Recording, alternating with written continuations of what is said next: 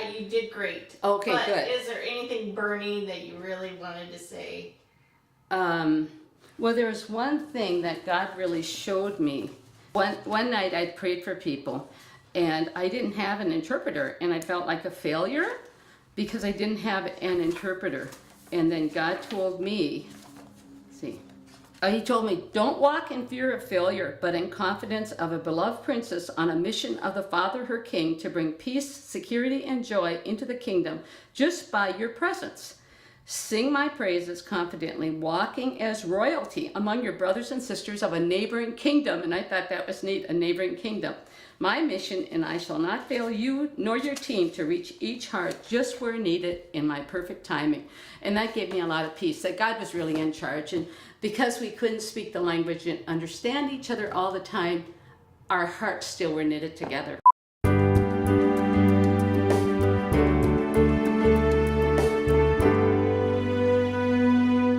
Normally, when we go on a mission trip, we try to do things, for the community to help the church, get more people to come or to make the public more aware of the church. So it's a lot of doing and going out into the community. But this time it was about going into their house to bring what God has given us and love on them and impart what God has given us.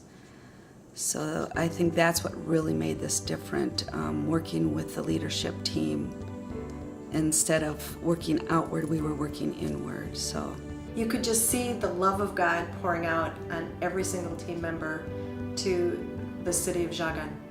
They were laying hands on people. They were praying over people.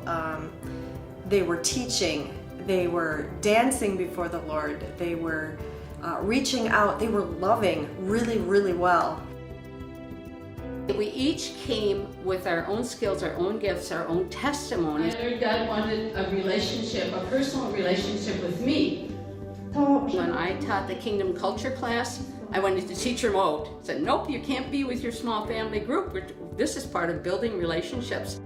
We had the curriculum written in Polish language so they could have their own booklet and teach it. And I sat down with the lady that did the sharing and with the second Marius, and I realized, he said, oh, I'm going to do this with my kids. It's a small church, so I teach 6 through 17 children's ministry, and I'm just going to use this. I have a great curriculum. And then the lady said, and I do a women's group outside this church, and I already have plans to start using it. So it was just kind of a big win. What was fun was sozos were set up, one after the other, and they went from morning to night.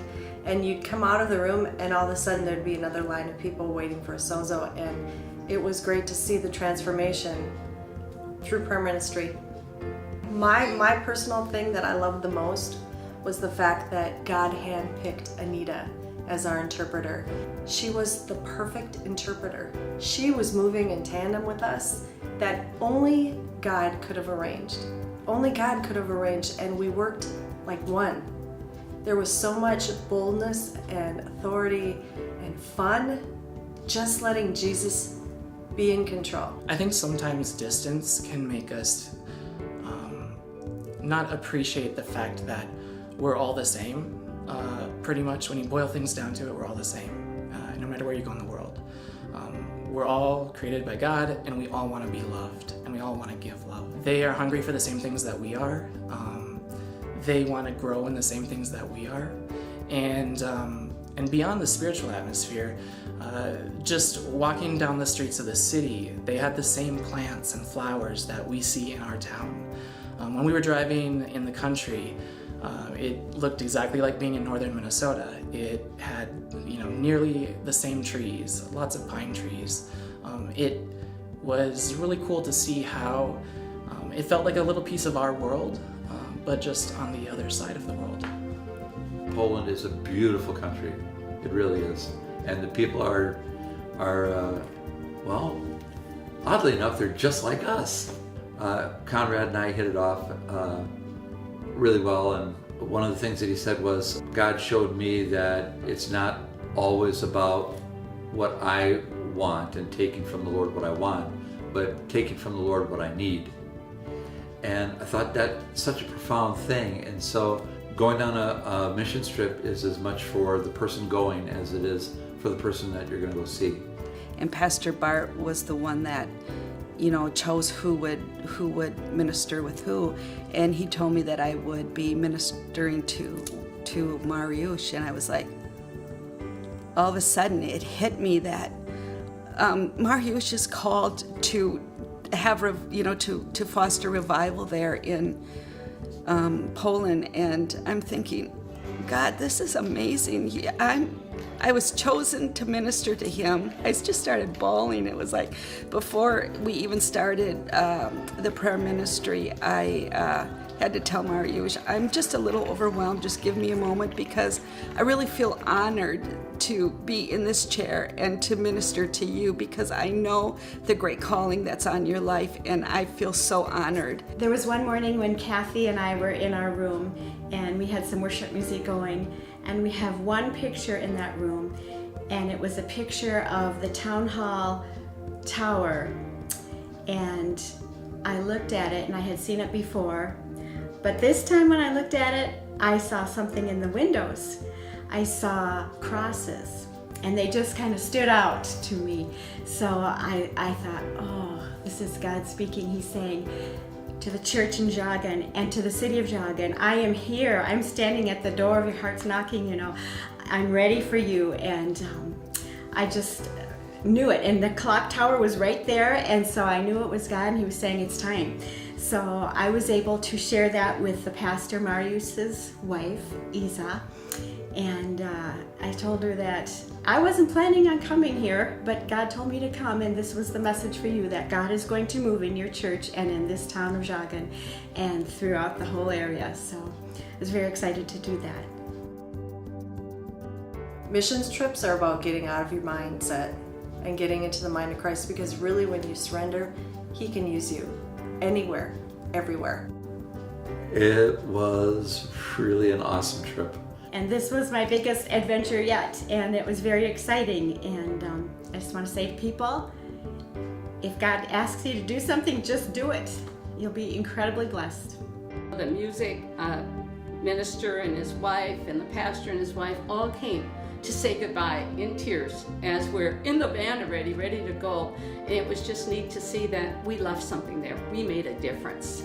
And that was such a blessing to us, because we hadn't been there so long. We came with so much information and not knowing if they were open to it. And they were open, and they loved us, and we loved them, and we built family. It was good to see. I've been on many trips, several from this church, but I have to say I couldn't be more proud of the group that went with. All other trips we accomplished great things, but this one was purely to go over and disciple a church that we planted. And everyone went over there, I think, with a preconceived idea of what they would or wouldn't do.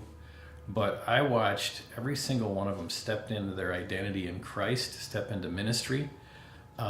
Branch, we asked him to be a third chair, and I was so incredibly impressed with him, because he not only did he write down the positive things God said, God would download in a word of knowledge to him scriptures that went with each one real time while we're doing prayer ministry. Sue Mathena just stepped into prayer ministry and did incredible. And just who she was ministered to those people. They just loved her. I thought we might have a hard time, taking her back home with us. And Kathy and Kim, they're ministers, and they have learned this material in the prayer ministry so well that they could just go from one sozo to another.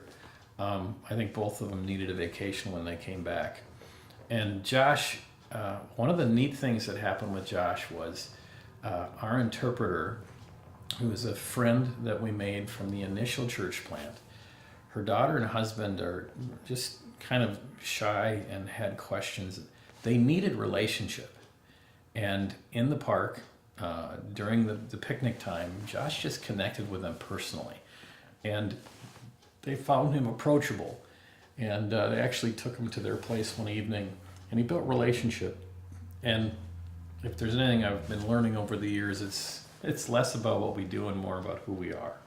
And Arlene, on Wednesday especially, I was doing prayer triage. We were trying to get through everyone left on the leadership team to give them a sozo, plus people that heard from the church and outside the church that we're doing prayer ministry. We're bringing people that needed prayer. So I was standing there and just directing traffic. Meanwhile, we had scheduled teaching kingdom culture.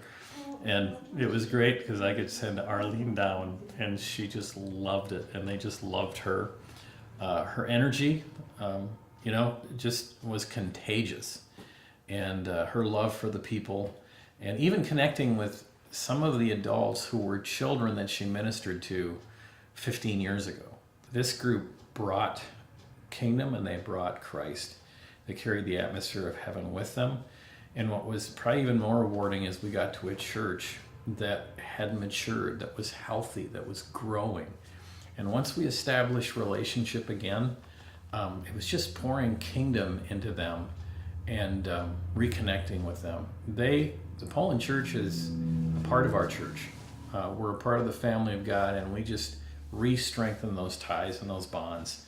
So I just want to say to Ember Hills, you could be incredibly proud of everyone that represented us over there in the ministry they did. Thank you for sending us, praying for us, and making this such an incredible trip.